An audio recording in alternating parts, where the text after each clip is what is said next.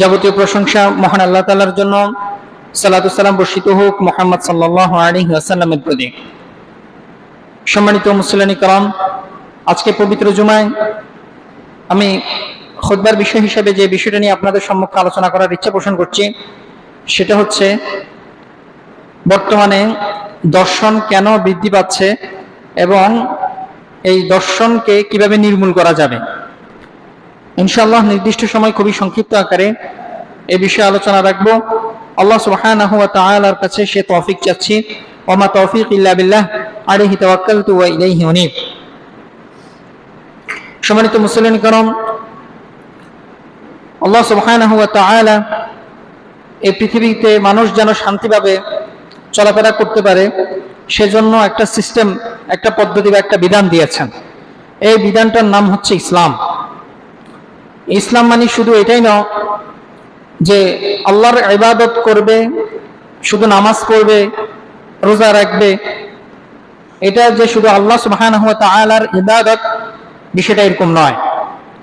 এমন প্রত্যেকটা বিষয়ে আল্লাহ সুবহানাহু ওয়া তাআলার জন্য ইবাদত হবে যেখানে আল্লাহ সুবহানাহু ওয়া তাআলা আদেশ করেছেন, এটাকে শরীয়তের বিধান বলে আখ্যায়িত করেছেন, অথবা আল্লাহ সুবহানাহু ওয়া তাআলা নিষেধ করেছেন।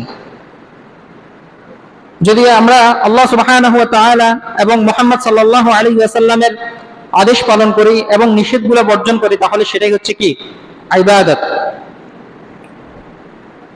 বর্তমানে দর্শন এমন একটা বিষয় হয়ে আমাদের সমাজে দাঁড়িয়েছে যেটা দেখা গেছে সমাজের মধ্যে বিভিন্ন ফাসাদ, বিভিন্ন বিশৃঙ্খলা সৃষ্টি করতেছে। বিশেষ করে এই দর্শনের প্রভাব এটা যেটার উপর পড়ে সেটা হচ্ছে আমাদের পরিবারের উপর। কোনো একটা পরিবারের যখন কোনো নারী সদস্য দর্শিত হয় তখন কেবল সেই পরিবারের মানুষই জানে যে তাদের উপর দিয়ে কি ঝড় যাচ্ছে। অন্য আশেপাশে যারা প্রতিবেশী আছে তারা হয়তো বিষয়টা অনুধাবন নাও করতে পারে, বা যার বিষয়টা হয় নাই, আল্লাহ আমাদেরকে হেফাজত করুক, আমাদের যেন পরিবারের কোনো সদস্যের দ্বারা এরকম যেন জঘন্য কাজ যাতে না হয়। আল্লাহ সুবহানাহু ওয়া তাআলার কাছে সে তৌফিক চাচ্ছি, আল্লাহ সুবহানাহু ওয়া তাআলা যেন আমাদেরকে কবুল করেন। অন্ততপক্ষে যাতে আমাদের সমাজে, আমাদের বাংলাদেশে যেন এই দর্শনটা দিন দিন যাতে কমতে কমতে যাতে একদম শূন্যর কোটায় চলে যায়, আমাদের সেই দোয়া থাকবে এবং সেই চেষ্টা সংগ্রাম অব্যাহত থাকবে। কারণ আল্লাহ সুবহানাহু ওয়া তাআলা পবিত্র কোরআনের মধ্যে বলছেন যে ইন্নাল্লাযীনা ইউহারিবুনাল্লাহ ওয়া রাসূলাহু ওয়া ইয়াসআউনা ফিল আরদি ফাসাদা, নিশ্চয়ই যারা আল্লাহ এবং তার রাসূলের সাথে যুদ্ধ করে, সন্ত্রাস ছড়িয়ে দেয়, ওয়া ইয়াসআউনা ফিল আরদি ফাসাদা, এবং জমিনে সহিংস সন্ত্রাসবাদ যত কর্মকাণ্ড করে, এই সকল কর্মকাণ্ড যদি কেউ করে, আইয়ুকাত্তালু, তার শাস্তি হচ্ছে তাকে হত্যা করতে হবে, আও ইউসাল্লাবু, অথবা তাকে শুলে ছড়িয়ে দিতে হবে, আও তুকাত্তা আইদিহিম ওয়া আরজুলুহুম মিন খিলাফিন আও ইউনফাউ মিনাল আরদ। এই জমিনে বিশৃঙ্খলা সৃষ্টি করার জন্য বিপরীত দিক থেকে তার এবং হাত এবং পা কেটে দিতে হবে। অর্থাৎ যদি বাম হাত কেটে দেওয়া হয় তাহলে ডান পা কাটতে হবে, বিপরীত দিক থেকে হাত পা কেটে দিতে হবে যারা এরকম সমাজের মধ্যে, দেশের মধ্যে অন্যায় বিশৃঙ্খলা সৃষ্টি করে।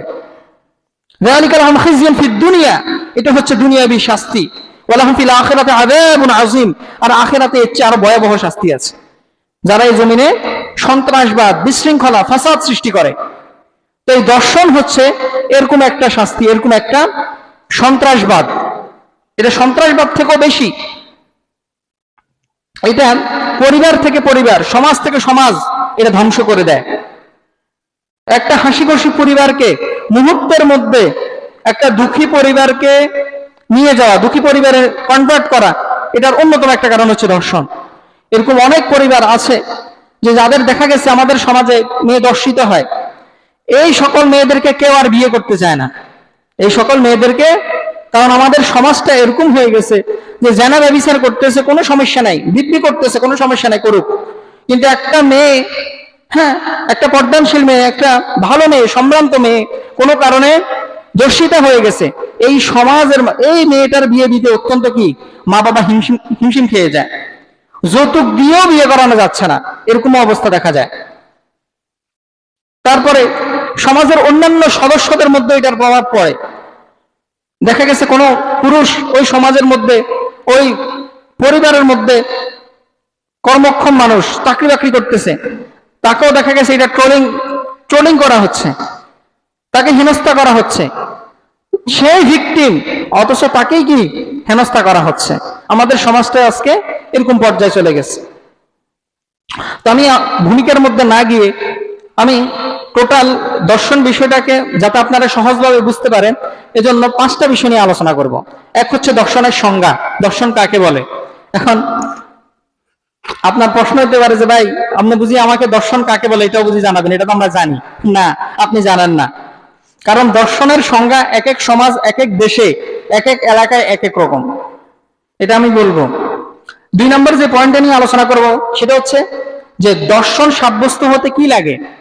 এই যে যেমন কিছু কিছু মানুষ আজকে দেখবেন, হ্যাঁ, পডকাস্ট করে যে ইসলাম কিভাবে দর্শনের শাস্তি দিবে, ইসলামের যে দর্শন হওয়ার জন্য যে যা কিছু দরকার এটা তো ইসলামে দুর্বল।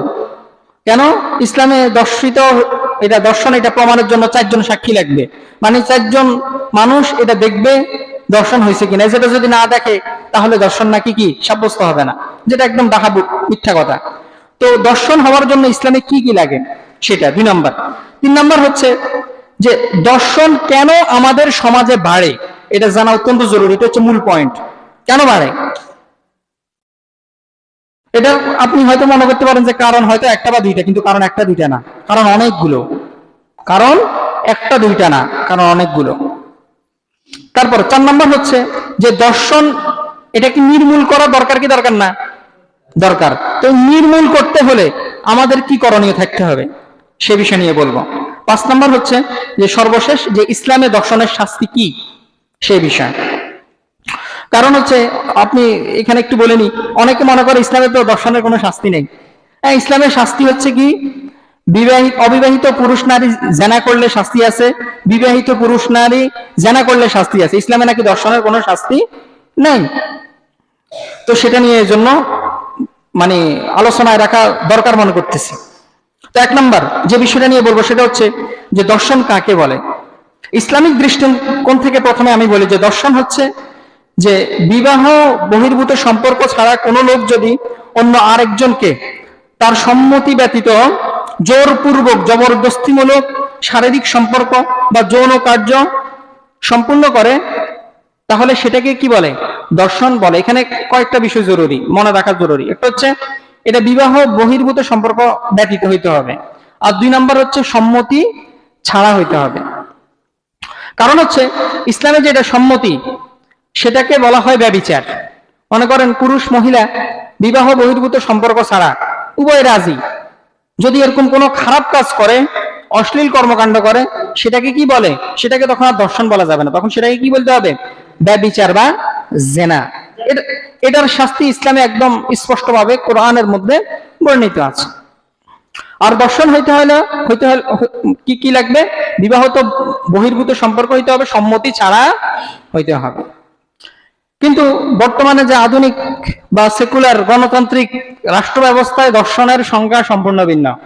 বিশেষ করে বেশিরভাগ দেশে, আমাদের দেশেও দর্শনের যে ডেফিনিশন সেটা হচ্ছে যে বিবাহিত হোক বা অবিবাহিত হোক এটা দেখা জরুরি না, জোরপূর্বক কোনো কিছু হয়েছে, হ্যাঁ, সেটাই হচ্ছে কি দর্শন। সম্মতি থাকুক বা না থাকুক, বিবাহ থাকুক বা না থাকুক, এটাই হচ্ছে কি দর্শন। এখন এখানে বলে রাখি, এখন আপনার প্রশ্ন হতে পারবে যে ভাই তাহলে পার্থক্যটা কি হলো? পার্থক্যটা আমরা জানি, তো সমস্যা কি? এখানে তো খারাপ কোনো কিছুই না। ইসলামিক দৃষ্টিকোণ থেকে জোরপূর্বক যেটা করা হয় সেটাও দর্শন, আধুনিক গণতান্ত্রিক সেকুলার রাষ্ট্রে যেটা করা হয় সেটাও দর্শন। এরকম খারাপ কিছু দেখতেছি না। সমস্যা আছে। সমস্যা কি আছে?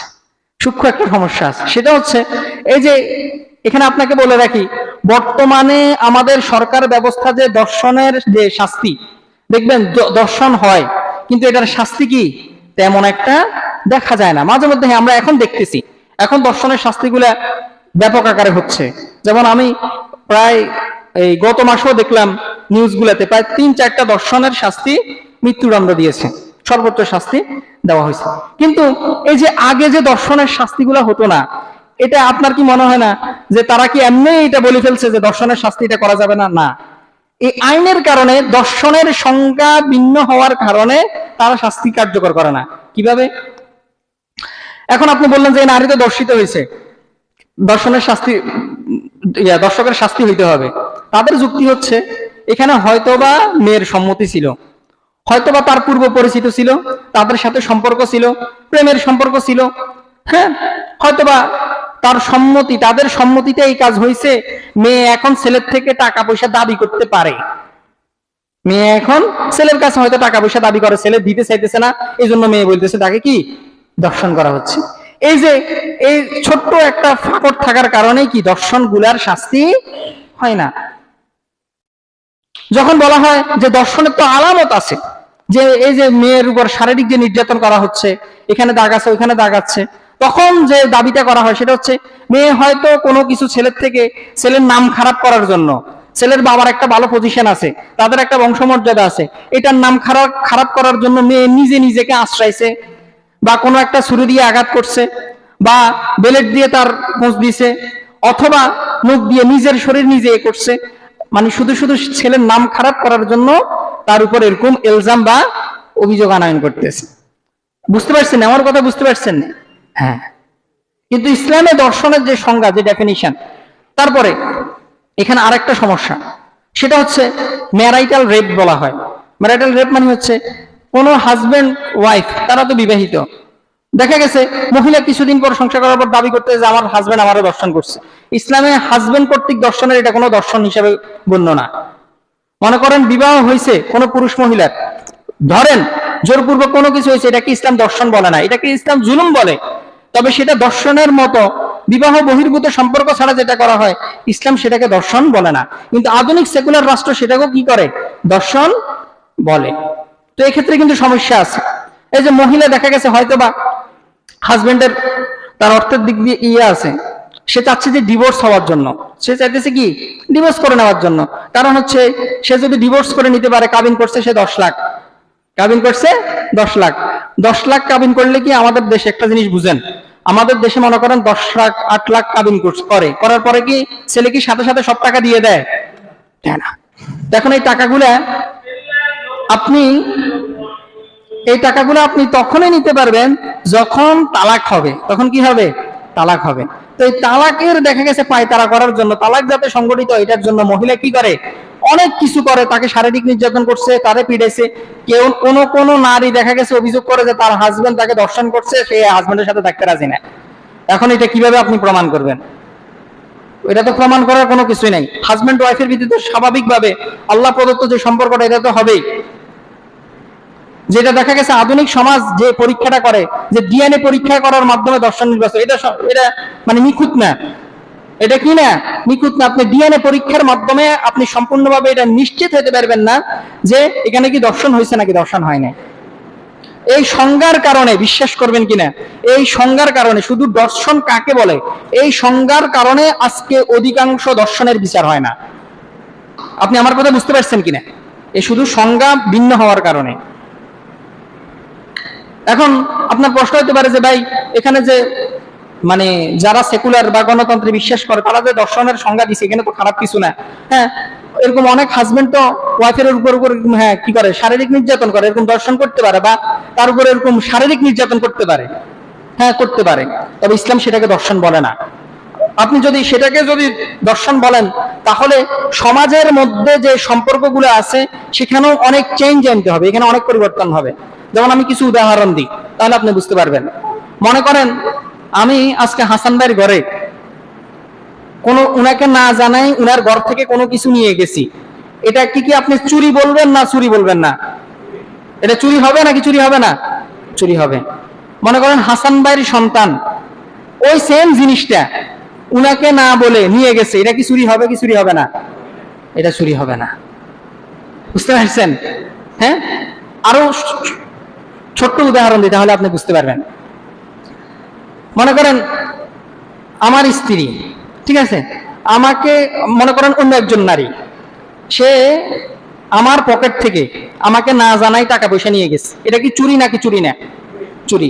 আমার স্ত্রী যদি এই কাজটা করে, এটা কি চুরি হবে? এটা চুরি হবে না। কারণ হচ্ছে হাজবেন্ড ওয়াইফের যখন সম্পর্ক যখন থাকবে তখন স্বাভাবিক, এটা জরুরি না যে আপনার হাজবেন্ড থেকে আপনি সবকিছুই স্বাভাবিকভাবে, মানে আপনি মনে করেন এখন আমি নাই কোথাও, এখন আমার পকেট থেকে টাকাটা এখন জরুরি, আর্জেন্ট লাগবে, এখন আমার ওয়াইফ আমার জন্য অপেক্ষা করতেছে, আমার জামাই আসবো, জামাই আসলে তারপরে তার থেকে অনুমতি নিতে হবে না, এটা জরুরি না।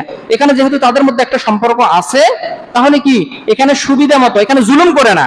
এরকম না যে আপনি হাজবেন্ডের সব টাকা নিয়ে গেছেন, ন্যায় অনুপাতে আপনি ন্যায় অনুপাতে ইনসাফপূর্ণভাবে আপনি কিছু টাকা নিতে পারেন। এটাকে এখানে আপনি বৈবাহিক চুরি বা বৈবাহিক ডাকাতি বলার কোনো কি নেই, সুযোগ নেই। তো এই জন্য ইসলামের মধ্যে যে সকল বিষয়গুলো দেখা গেছে আমাদের সম্পর্কের মাধ্যমে, সেগুলো দেখা গেছে আপনি এখানে দর্শন বলা বা দর্শনের সংজ্ঞায়িত করা, এটা কি না, ঠিক না।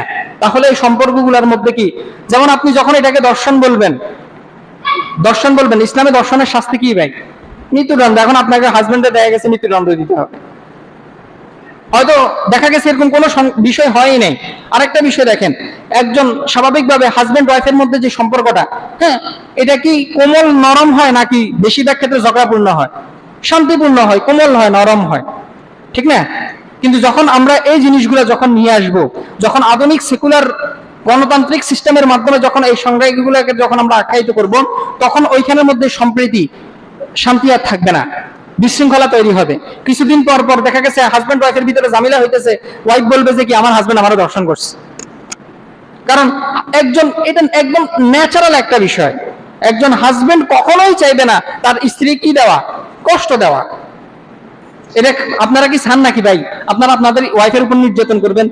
এটা কেউ চায় না, কোনো পুরুষ কি এরকম কোনো কিছু চায় না। কিন্তু দেখা গেছে আজকে শুধু আমি আপনাকে এত কিছু বুঝানোর মানে হচ্ছে এটাই যে আজকে শুধু সংজ্ঞা চেঞ্জ করার কারণে দর্শনের এটার শাস্তি আর হয় না।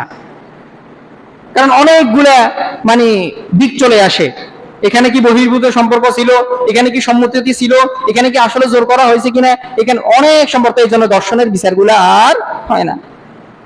দেখা গেছে বর্তমানে যে রিপোর্ট, আমরা যদি দর্শনের রিপোর্ট দেখি, বেশিরভাগ ক্ষেত্রে অপরিচিত লোকদের থেকে পরিচিত যারা লোক, মনে করেন একজন নারী একজন পুরুষ, তারা বৈবাহিক সম্পর্কের মধ্যে না কিন্তু পরিচিত, এই অপরিচিত মানুষের দ্বারা কি দর্শন কার্য বেশি হয়। কারণ হচ্ছে ওই ছেলে বা ওই পুরুষ ওই নারীকে চিনে, ও কখন বাহির হয়, কখন ভিতরে যায়, কোথায় যায় না যায়, এটা কি ওই পুরুষ চিনে। এজন্য বর্তমানে রিপোর্ট বলতেছে যে অপরিচিত লোকদের থেকে পরিচিত লোকের মাধ্যমে দর্শন হওয়ার যে ঘটনাগুলো এটা বেশি সংঘটিত হয়। এখন দেখা গেছে আমাদের সমাজ বলবে যে কি, যেহেতু পরিচিত ছিল, হয়তোবা তাদের মধ্যে একটা প্রেমের একটা সম্পর্ক ছিল, হয়তোবা তাদের মধ্যে সম্মতিটাই হয়েছে। এখন মহিলা দেখা গেছে কোনো কিছু হাসিল করার জন্য তার উপর ইলজাম করতেছে, অভিযোগ করতেছে। বুঝতে পারছেন? আল্লাহ আমাদেরকে হেফাজত করুক। এবার আসি যে দ্বিতীয় যে বিষয়টা নিয়ে, যে ইসলামের মধ্যে দর্শন সাব্যস্ত হওয়ার জন্য কি 4 জন সাক্ষী, এটা কি জরুরি নাকি এটা ছাড়াও আরো কিছু আছে? কিছুদিন আগে একটা দেখলাম আর কি, এটারে কি বলে, টকশোর মতোই, আমাদের যে সাংবাদিক একজন আছে, খালেদ মহিউদ্দিন সম্ভবত ওনার নাম, আর হচ্ছে আমাদের যে আলেমে দ্বীন আছে এনায়েতুল্লাহ আব্বাসী হাফিজাহুল্লাহ, ওনার মধ্যে কিছু বিষয় নিয়ে কথা হইতেছে। তো ওইখানের মধ্যে যে উনি যে সাংবাদিক, উনি বলতেছে যে ইসলামে তো দর্শনের যে ইয়েটা আছে এটা তো দুর্বল।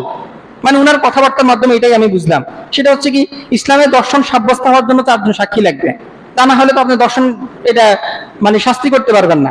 কিন্তু দুঃখের বিষয় হচ্ছে যে এনায়েতুল্লাহ আব্বাসী হাফিজাহুল্লাহ উনিও ওই বিষয়টার উপর কি ঘুরপাক খাইতেছে, উনিও হয়তো কি এই বিষয়টাই জানেন, কিন্তু ইসলামে আদৌ কি এরকম কোনো বিষয় না। শুধু যে 4 জন সাক্ষী হইলেই দর্শন সাব্যস্ত হবে এরকম কোনো কিছুই না।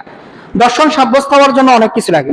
এক হচ্ছে মনে করেন যে দর্শন করছে, সে বললো যে হ্যাঁ আমি দর্শন করছি, তাকে যখন জিজ্ঞেস করা হয়েছে অথবা জিজ্ঞেস করা ব্যতীত সে তার কাছে পাপের অনুশোচনা বোধ কাজ করতেছে যে আসলে সে যে কাজটা করছে এটা খারাপ কাজ। সাহাবীদের যুগে এরকম কি হয় নাই?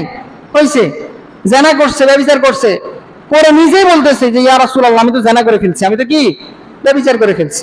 তো এরকমও আমাদের কিছু কিছু মানুষ কি আছে না, যারা দেখা গেছে শয়তানের প্ররোচনায় পড়ে এরকম খারাপ কাজ করে, করার পর যখন এটা বুঝতে পারে তখন সাথে সাথে কি করে, যে আমি তো এই কাজটা করে ফেলছি বলে। তো হ্যাঁ, এক নম্বর হচ্ছে যে যিনি দর্শন করছেন তিনি যদি সরাসরি যদি বলে, তাহলে এখানে আর আপনাকে সিসিটিভি ফুটেজ দেখা, 4 জন সাক্ষী টোকানো, আরো অনেক কিছু দেখা, হ্যাঁ, এটা কোনো জরুরি বিষয় না। তার কথাটাই কি এটা ধর্তব্য। তিনি যদি এটা দাবি করে যে আমি দর্শন করছি, তার কথাটাই নিতে হবে। এটা হচ্ছে 1 নম্বর। 2 নম্বর হচ্ছে যে ভুক্তভোগী, যে নারীকে বা অথবা যাকে দর্শন করা হয়েছে, তিনি যদি মানে সাক্ষ্য না প্রমাণের ভিত্তিতে যদি এটা বলতে পারে, যেমন বর্তমানে হয়তোবা এটা ভিডিও আকার সিসিটিভি ফুটেজে দেখা গেছে বা কেউ ভিডিও করে ফেলছে, ঠিক আছে, সেটাও কি প্রমাণ হিসেবে দেওয়া যাবে, এবং এটা যদি প্রমাণিত হয় তাহলে এটাকে দর্শন হিসেবে সাব্যস্ত করা যাবে। বুঝতে পারছেন? তারপর 3 নম্বর হচ্ছে হ্যাঁ, মানে মেডিকেল রিপোর্ট, আধুনিক যে মেডিকেল রিপোর্ট আছে, উনি যখন দাবি করছে, দাবি করার পর মেডিকেল রিপোর্ট দেখানো, মেডিকেল রিপোর্ট দেখে আঘাতের চিহ্ন, ঠিক আছে, দেখে ডিএনএ পরীক্ষা করার মাধ্যমেও কি সেটাও কি দর্শন হিসাবে সাব্যস্ত হবে। এখানে 4 জন সাক্ষী থাকতে হবে, সেটা কি না জরুরি নয়।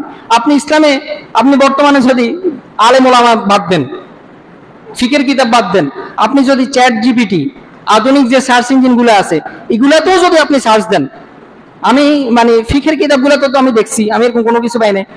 তবে আমি কালকে মানে ভাবে এটাকে কি বলে, একটু কৌতূহল বশত চ্যাট জিপিটিকে একটু জিজ্ঞেস করলাম যে আসলে কি ইসলামে কি দর্শন হওয়ার জন্য 4 জন সাক্ষী জরুরি কিনা। চ্যাট জিপিটি বলতেছে যে ইসলামের দর্শন হওয়ার জন্য কোরআন হাদিসের মধ্যে এরকম কোনো কিছু না যে ইসলামে দর্শন হওয়ার জন্য 4 জন সাক্ষী লাগবে। বুঝতে পারছেন? এই 4 জন সাক্ষী কখন? এটা হচ্ছে জেনা ব্যভিচারের ক্ষেত্রে। মনে করেন কোন পুরুষ বলতেছে যে আমার স্ত্রী জেনা করছে, তাকে 4 জন সাক্ষী উপস্থিত করতে হবে, 4 জন প্রত্যক্ষ সাক্ষী উপস্থিত করতে হবে। বুঝতে পারছেন? হ্যাঁ হ্যাঁ, এটা হচ্ছে জেনা ব্যভিচারের ক্ষেত্রে, দর্শনের ক্ষেত্রে এটা কোনো জরুরি বিষয় না। কিন্তু এখন আমাদের কিছু কিছু আলেম, আল্লাহ হেফাজত করুক আমাদেরকে, যে তারা মনে করে যে দর্শন হওয়ার জন্য কি 4 জন সাক্ষী লাগবে না, এটা জরুরি না, এখানে 4 জন সাক্ষী হইতে হবে। আল্লাহু আকবার। এটার আরেকটা জিনিস, যে আরেকটা আমি প্রমাণ দিচ্ছি, সেটা হচ্ছে আবু দাউদের একটা হাদিস আছে যে একজন নারী, এটা হাদিসটা সহিহ, একজন নারী তিনি সালাতের জন্য মসজিদে আসছেন, মসজিদের দিকে রওনা হলেন। তো প্রতিমধ্যে একজন লোক ওই নারীকে জোরপূর্বক তার সাথে খারাপ কাজ করছে। বুঝতে পারছেন? তো খারাপ কাজ করার পর যখন এটা প্রমাণিত হয়েছে, রাসূল সাল্লাল্লাহু আলাইহি ওয়াসাল্লাম ওই মহিলার ব্যাপারে বলছেন যে ওই মহিলার কোনো কি নাই, শাস্তি নাই, কেননা তার এখানে ইচ্ছা ছিল না। আর ওই পুরুষের শাস্তি হচ্ছে তাকে পাথর মেরে হত্যা করা হয়েছে। বুঝতে পারছেন? এখানে কি 4 জন সাক্ষী লাগছে? এখানে 4 জন সাক্ষী লাগে নাই। প্রমাণ হিসেবে মহিলা যখন বলছে, পুরুষ স্বীকার করে নিছে। পুরুষ কি করে নিছে? হ্যাঁ, আমি এরকম খারাপ কাজ করছি শয়তানের প্ররোচনা করে। তখন রাসূল সাল্লাল্লাহু আলাইহি ওয়াসাল্লাম ওই লোকের উপর, ওই দর্শকের উপর হদ কায়েম করছেন, শাস্তি কায়েম করছেন। বুঝতে পারছেন? তো ইসলামের মধ্যে যদি কেউ এখন থেকে বলে যে ইসলামের মধ্যে দর্শন এটা তো মানে আধুনিক না, বা এটা তো সম্ভব না, এটা হচ্ছে সম্পূর্ণভাবে ভুল অভিযোগ, এবং ইসলাম সম্পর্কে তার কি জ্ঞান ন্যূনতম, ইসলাম সম্পর্কে তার কোনো পরিপূর্ণ জ্ঞান নেই। তারপরে এবার আসি যে 3 নম্বর যে বিষয়টা নিয়ে, যেটা সবচেয়ে গুরুত্বপূর্ণ, যে আমাদের সমাজে দিনকে দিন কেন দর্শন বেড়ে যাচ্ছে। অনেকেই দেখবেন অনেক কথা বলবেন, তবে এখানে আমি সম্পূর্ণভাবে আলেম ওলামাদের দৃষ্টিকোণ এবং ইসলামী যারা স্কলার আছেন তাদের দৃষ্টিকোণ সামনে রেখেই, এবং বর্তমান আমাদের যে সিস্টেম আছে, সমাজ সিস্টেম, সেটাকে সামনে রেখে আমি এই কারণগুলো বলতেছি। কারো কারো ক্ষেত্রে আরো বেশি হইতে পারে, আরো অনেক কারণ থাকতে পারে, যেটা হয়তো বা কি আমার অজানা, আমি জানি না। তো আমি এখানে প্রায় 10টা কারণের কথা বলবো, যে এই কারণগুলোর কারণে আমাদের সমাজে দর্শন বাড়তেছে। 1 নম্বর যে কারণ, 1 নম্বর প্রধান কারণ, সেটা হচ্ছে অশ্লীল কন্টেন্ট। আমাদের তো এখন বর্তমান সমাজটা হচ্ছে কি প্রযুক্তি নির্ভর, মোবাইল সার্চ দিলেই পাওয়া যায়, ঠিক আছে। এই যে বর্তমানে পর্নোগ্রাফি, যে অশ্লীল যে কন্টেন্ট গুলা, এগুলা কি বাড়তেছে না কমতেছে? এগুলা বাড়তেছে। এগুলা মানুষের কাছে সহজ হয়ে যাইতেছে, এগুলা আসলে অনেক সহজ হয়ে যাচ্ছে। আগে দেখা গেছে অশ্লীল কন্টেন্ট গুলা আপনি যদি জোগাড় করতে হইতো বা দেখতে হইতো, আপনাকে বিভিন্ন নির্দিষ্ট একটা কম্পিউটার দোকানে যাইতে হইতো।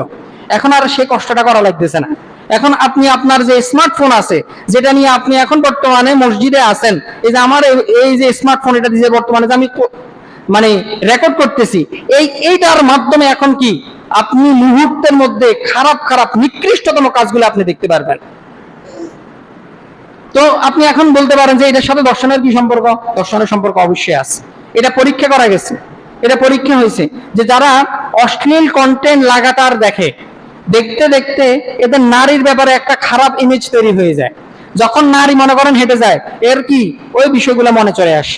আল্লাহ সুবহানাহু ওয়া তাআলা আমাদের ব্রেনটাকে ওইভাবে সৃষ্টি করছেন, আপনি যে জিনিসটা সবসময় দেখবেন, যে জিনিসটা নিয়ে সবসময় আলোচনা করবেন, ওইটা আপনার ব্রেনের মধ্যে তত বেশি কাজ করবে।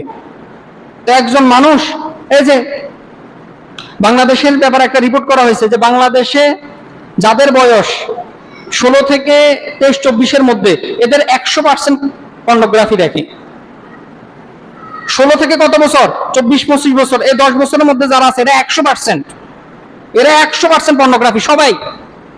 এখানে হুজুরও আছে, আপনি এটা বলবেন না যে এখানে শুধু স্কুলে পড়াবেন না, হুজুর খতিব হইতে শুরু করে সবাই, যাদের বয়স বর্তমানে বাংলাদেশ সম্পর্কে যে রিপোর্টটা দেখলাম আমি, এটা হচ্ছে যাদের বয়স 16 থেকে কত 24 বছর, তাদের 100% এই অশ্লীল কর্মকাণ্ডের ভিতরে লিপ্ত আছে, 100%। যাদের বয়স একটু বেশি 25 থেকে, তাদের 95-90 এরকম। এরকমও দেখা যাচ্ছে যে যাদের বয়স দেখা গেছে 40 থেকে 60, তাদেরও দেখা গেছে 75%, 75-74% তারা কি এই অশ্লীল এই খারাপ কাজগুলোর মধ্যে নিয়োজিত আছে। শুধু 70-এর ঊর্ধ্বে যাদের বয়স, তাদের ক্ষেত্রে দেখা গেছে কিছুটা কম, 25%, 26%, কোনো কোনো রিপোর্টে দেখা গেছে 28% এরকম। তো এবার এটা বুঝেন যে এই মহামারী আমাদের সমাজে কিরকম। এই দর্শক যারা এরকম অনেক, তাদের রিপোর্ট নেওয়া হয়েছে যে আপনি যে এই যে দর্শন কাজ করছেন, এটা কি অধিকাংশ দর্শন, আপনি অবাক হবেন যে তারা বলছে যে তারা পর্নোগ্রাফি অ্যাডিক্টেড, তারা পর্নোগ্রাফি অ্যাডিক্টেড ছিলেন। যে মহিলাদের ব্যাপার এগুলো যখন দেখতে দেখতে তাদের ভিতরে কি ওই, এটা যে একজন নারী, এর যে একটা জীবন আছে, তার ভিতরে ওই হিতে হিত জ্ঞানটা থাকে না। তার কাজ থাকে কি ওই নারীকে যেমনি হোক তাকে ভোগ করতে হবে, যেমনি হোক, তার সম্মতি থাকুক বা না থাকুক এটা তার কাছে জরুরি না। তো এক নম্বর যেটাকে আমি দায়ী করবো সেটা হচ্ছে কি অশ্লীল কন্টেন্ট এবং পর্নোগ্রাফি। এখন তো বর্তমানে তো আমাদের বাংলাদেশের ছেলেরা তো বলিউড হলিউড মুভিও দেখে। বাংলা একসময় আমরা দেখা গেছে যারা যুবক ছিলাম, আমরা শুধু বাংলা সিনেমা ছাড়া আর কিছু দেখতাম না। শুক্রবার হয়েছে, খুতবা শেষ হয়েছে, নামাজ শেষ হয়েছে, দৌড়, এখন ছবি দিব, বাংলা কি ছবি দিব, বাংলা ছবি দেখব। কিন্তু এখন যুবক শুধু বাংলা সিনেমার মধ্যে কি না সীমাবদ্ধ না, বলিউড হলিউড যেগুলো দেখা গেছে, যাদের কালচার আমাদের থেকে সম্পূর্ণ ভিন্ন, যাদের কাছে আমাদের কাছে ভালোবাসার বহিঃপ্রকাশ হচ্ছে একরকম। মনে করেন আমাদের দেশে একজন যারা হারাম রিলেশনের মধ্যে আছে, দেখা গেছে পুরুষ নারীর হাত ধরা, এটাকে আমরা অনেক খারাপ ভাবে দেখি, কিন্তু অনেক সমাজে আছে এটাকে তারা কিছুই মনে করে না। তাদের কাছে চুমাচাটি প্রকাশ্যভাবে অন্যায়, কোনো নারীর গায়ে স্পর্শ করা, তাকে চুমো দেওয়া, এটা কোনো অন্যায়ের কোনো কিছু না। বিশেষ করে ইন্ডিয়াতে এটা এখন কোনো অন্যায় কোনো কিছু না। ইন্ডিয়ার মধ্যে প্রকাশ্য আপনি দিতে পারেন, কোনো কিছু নেই, এটা কোনো সমস্যা না। অনেক রাজ্যের মধ্যে, আমি বলতেছি না ইন্ডিয়ার ব্যাপকভাবে, সব জায়গায় না, কারণ ইন্ডিয়াতে প্রায় 50টার উপর রাজ্য আছে।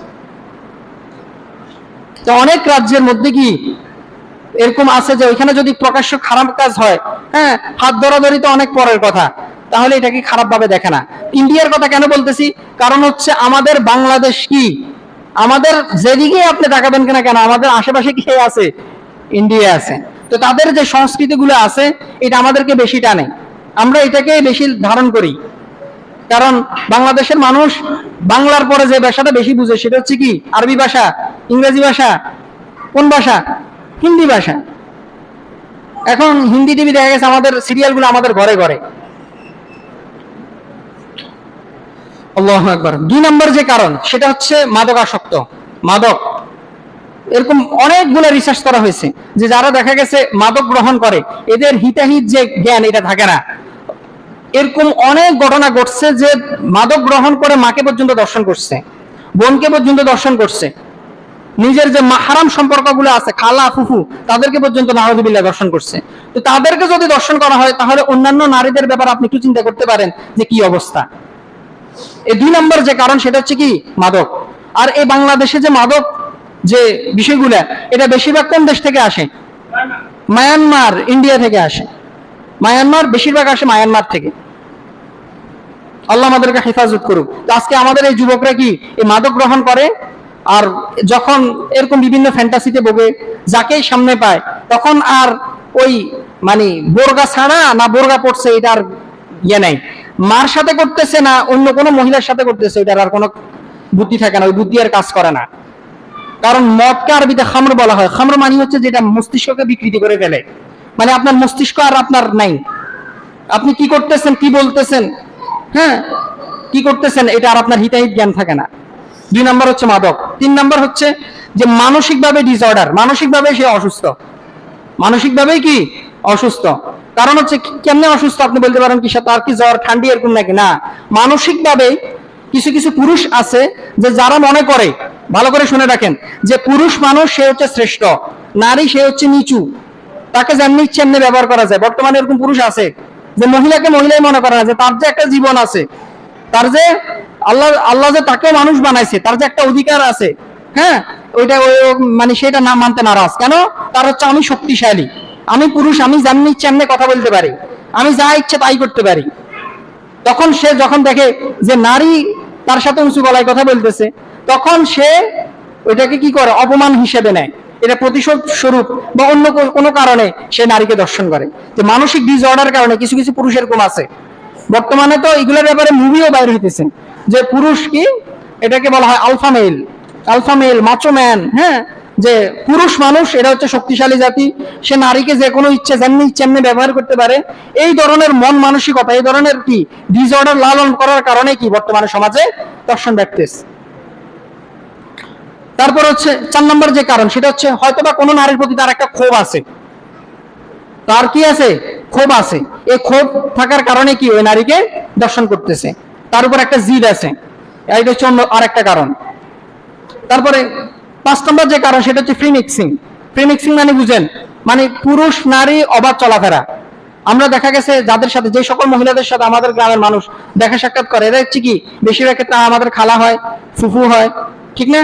কিন্তু বর্তমান আমাদের সমাজ ব্যবস্থা এমন হয়ে গেছে যে মামিরেও কি এখন মাহরাম মনে করে, শাশিরও মাহরাম মনে করে, সবার সাথে আরে আল্লাহু আকবার, মামির হাতে লোক মাখাইতেছে, শাশির হাতে লোক মাখাইতেছে। তারপর হচ্ছে কি আবার দেখা যাচ্ছে যে মানে পুরুষ মহিলা একসাথে ক্লাস করতেছে, একসাথে কি আমাদের এখন কি ক্লাসগুলো কি একসাথে না, ছেলে মেয়ে কলেজের মধ্যে আগে তো দেখা গেছে পুরুষ মহিলা একসাথে দেখলো, মহিলারা এক সাইডে বসতো, পুরুষরা একসাথে বসতো। এখন এই কালচারটা ক্রমশ কমে আসতেছে। এখন এটা দেখা যাচ্ছে যে কলেজের মধ্যে, আমাদের নোয়াখালী কলেজের মধ্যে ছেলে মেয়ে একসাথে বসতেছে, একই বেঞ্চের মধ্যে বসতেছে, এটাকে কোনো কিছু নেই। এবং কি এখন অনেক পরীক্ষার হল, বেশিরভাগ পরীক্ষার হলে এরকম সাজানো হচ্ছে যে পুরুষ মহিলা একসাথে, ছেলে মেয়ে একসাথে। এই ফ্রি মিক্সিং গুলো একসাথে হওয়ার কারণে এখন আপনার বলতে পারেন যে এখানে কেন দর্শন দিচ্ছে, অবশ্যই দর্শন হয়। যখন তার একজন নারীকে যখন ভালো লাগা শুরু করে, তখন সে তার সম্মতির মাধ্যমে এটা করতে চায়, ওই খারাপ কাজটা। যখন ওই নারীর কোনো সম্মতি থাকে না, তখন সে কি করে দর্শন করতেছে। এরকম অহরহ ঘটনা করতেছে। আল্লাহ আমাদেরকে হেফাজত করুক। কারণ হচ্ছে কি পুরুষ মহিলা সাধারণভাবে এটা জৈবিক, এটা একদম এটা সবাই বিশ্বাস করে যে নারীদের তুলনায় তারা দেখা গেছে যে যৌন কার্যের যে বিষয়গুলো, এগুলোর ক্ষেত্রে তারা পুরুষ মানুষ দুর্বল। যখনই সে দেখা গেছে নারীর সংস্পর্শে আসে, তার ওই সকল চিন্তা ভাবনাই বেশি আসে। হয়তো সে সম্মতি চায়, সম্মতি না পেলে সে কি এটার উপর সে আক্রমণ করে বসে। আল্লাহ আমাদেরকে হেফাজত করুক। তারপরে 6 নম্বর যে কারণ, সেটা হচ্ছে বর্তমানে গার্লফ্রেন্ড বয়ফ্রেন্ড কালচার। অনেক রিপোর্ট দেখা যাচ্ছে যে প্রায় 39%, এটা হচ্ছে আমি আমেরিকার কথা বলতেছি, যে 39% নারী যারা দেখা গেছে তাদের বয়ফ্রেন্ডের মাধ্যমে দর্শিত হয়। বাংলাদেশেও এখন দেখা গেছে বাংলাদেশে এটা কম, কারণ হচ্ছে বয়ফ্রেন্ড গার্লফ্রেন্ড অন্যান্য দেশের তুলনায় বাংলাদেশে এটা কি কম, ইন্ডিয়ার তুলনায় অনেক কম। পাকিস্তান, বাংলাদেশ, হ্যাঁ, যে সকল মুসলিম কান্ট্রিগুলো আছে এগুলোতে দেখা গেছে এই ধরনের কালচারকে প্রমোট করা হয় না। এই সকল কালচারকে সামাজিকভাবে আমরা কি করি, বয়কট করি। মনে করেন আপনাদের সমাজের মধ্যে, হ্যাঁ, আল্লাহ হেফাজত করুক, আপনার ছেলে বলতেছে যে আব্বাই আমার গার্লফ্রেন্ড, আপনি কি করবেন? সোবরায় গালের দাঁত ফেলে দিবেন, একদম থাপড়ায়, ঠিক আছে কিনা? কিন্তু এরকম অনেক দেশ আছে যেগুলোতে দেখা গেছে বলতেছে যে আমার গার্লফ্রেন্ড, আমার ওয়াইফ না, আমার গার্লফ্রেন্ড, কিছুই মনে করে না।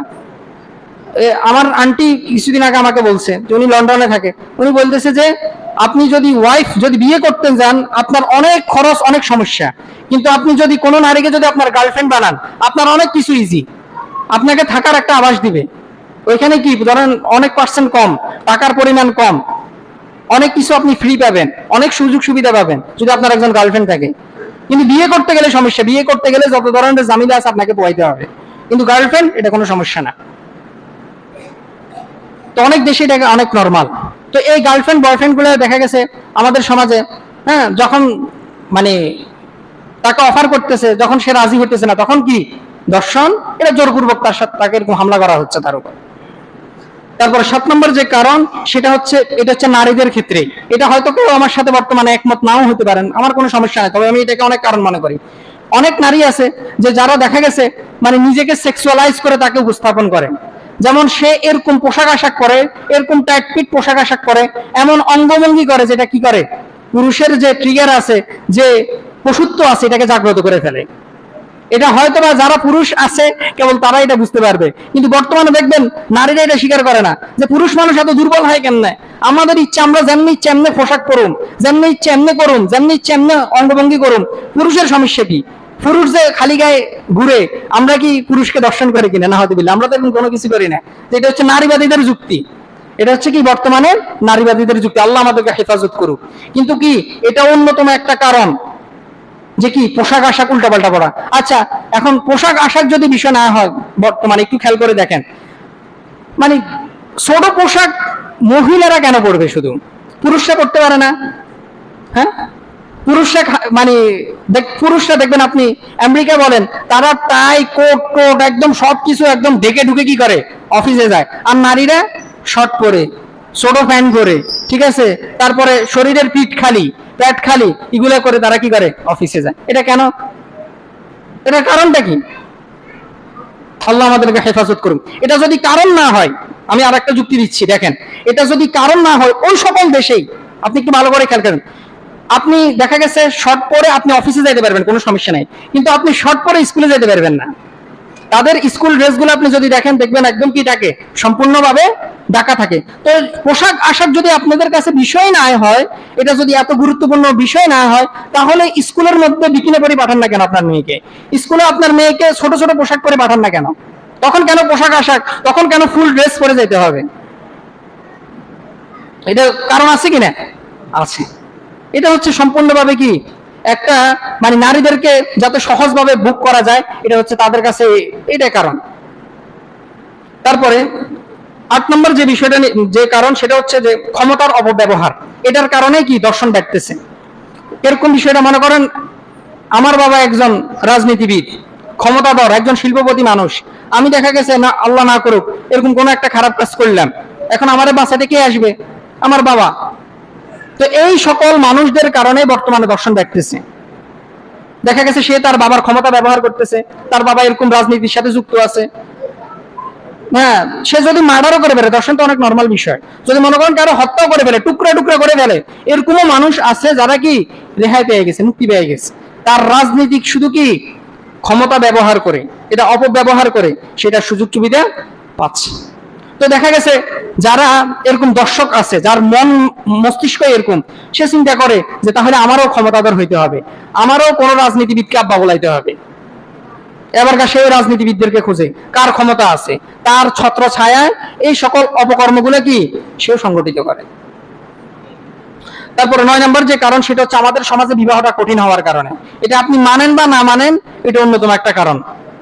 আমাদের সমাজে কি বিবাহ তো অত্যন্ত কঠিন, কিন্তু জেনা ব্যভিচার কি সহজ। এটা আপনি বিয়ে করতে যাবেন, আপনাকে 8-10 লাখ টাকা আপনার মাথায় রাখতে হবে, নাহলে আপনি কমসে কম গ্রামে তো 5-6 লাখ টাকা আপনাকে মাথায় রাখতে হবে, নাহলে আপনি বিয়ে করতে পারবেন না। কিন্তু আপনি জেনা 500 টাকা দিয়ে আপনি জেনা করতে পারবেন। ঢাকার অলিতে গুলোতে 500 টাকা দিয়ে আপনি জেনা করতে পারবেন। আজকে একজনের সাথে জেনা করতেছেন, কালকে আবার আরেকজনের সাথে জেনা করতে পারবেন। তো শুধু শুধু আমি কেন বিয়ে করব?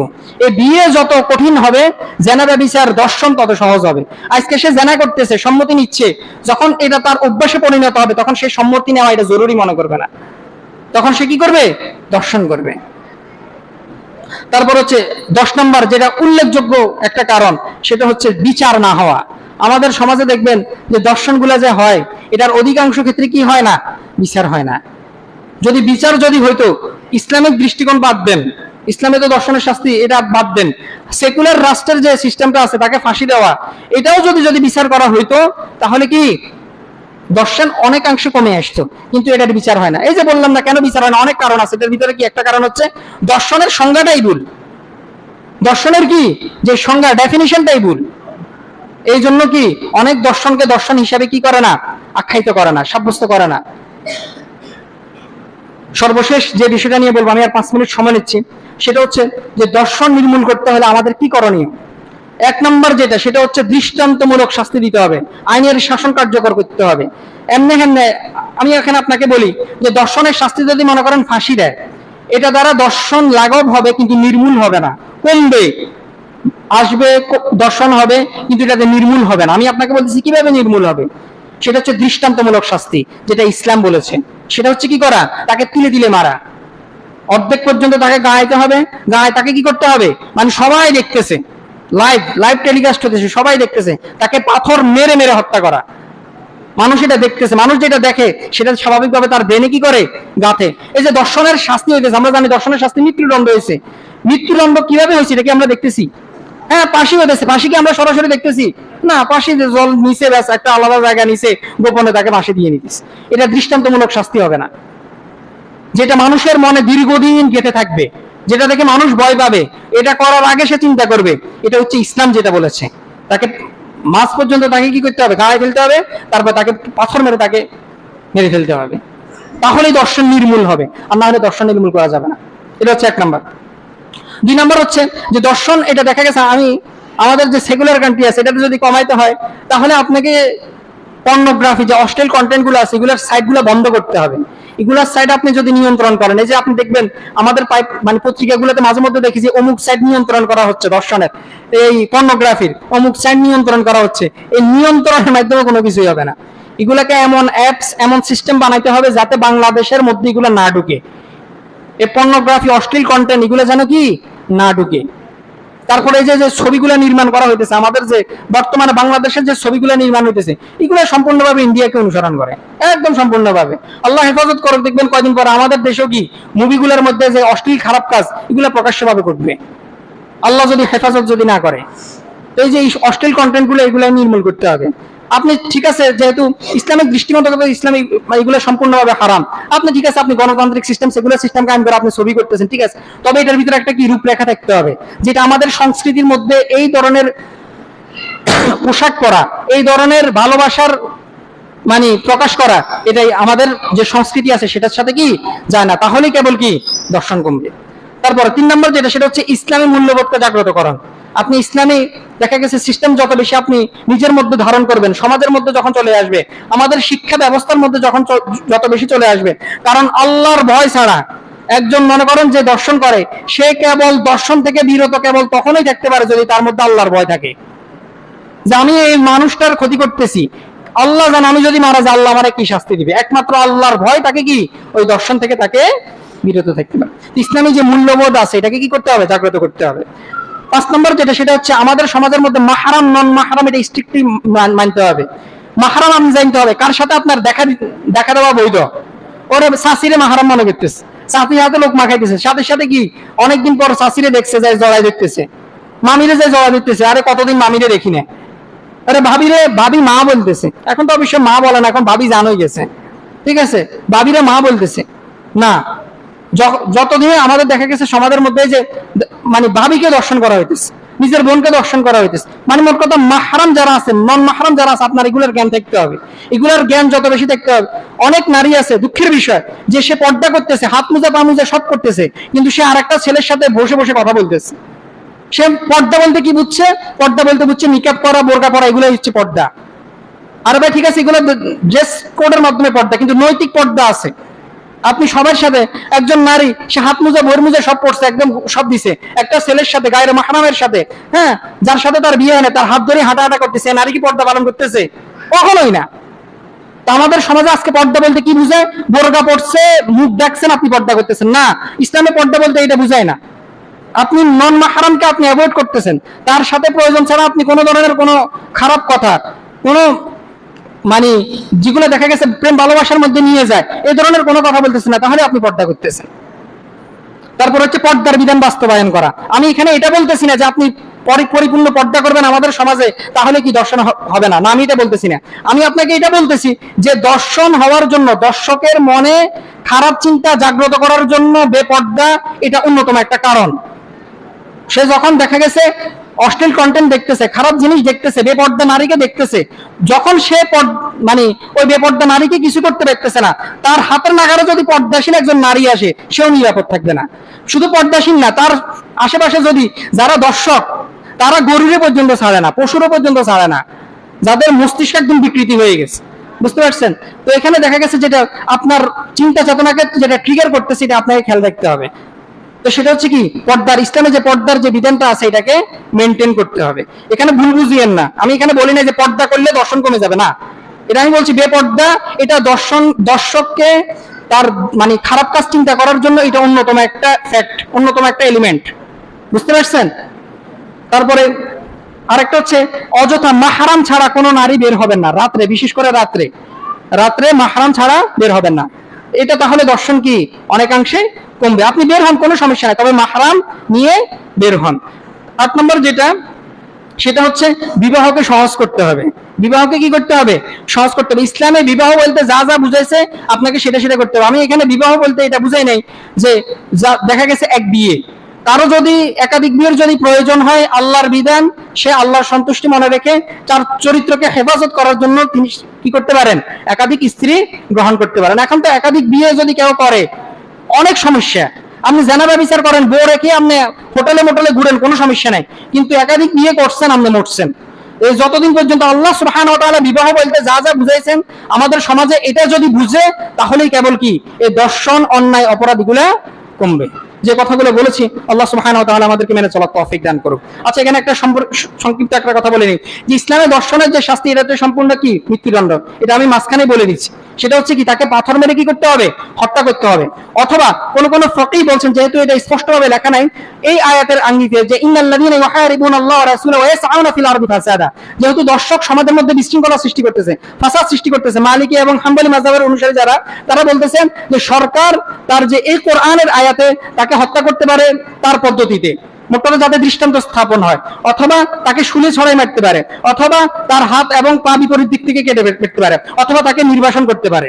এটা ইসলামিক সরকার কি এই আয়াতের ভিত্তিতে তাকে যে কোনো ধরনের শাস্তি দিতে পারে। কিন্তু সবচেয়ে উত্তম হচ্ছে যে রাসূল সাল্লাল্লাহু আলাইহি ওয়াসাল্লাম যে হত্যা করেছেন, সেটা হচ্ছে কি করা? পাথর মেরে তাকে হত্যা করে ফেলা। যে কথাগুলো বলেছে আল্লাহ সুবহানাহু ওয়া তাআলা আমাদেরকে মেনে চলার তৌফিক দান করুন।